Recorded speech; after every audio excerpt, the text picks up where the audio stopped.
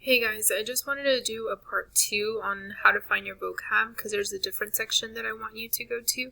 So click your book. You're going to see the assignment page here. Okay.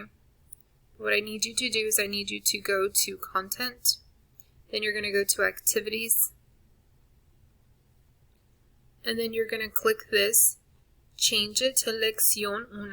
Make sure you change that. Then you're going to scroll all the way down to the bottom. It's the very last thing that says Lista de Vocabulario.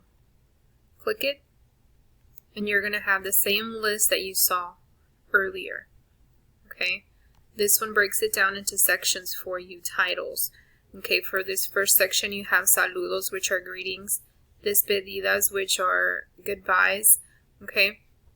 So this is the other section that you guys can go to. Once you're done, you can just go back to return to activities, or you can go back to VHL Central, and it'll take you back to the home page.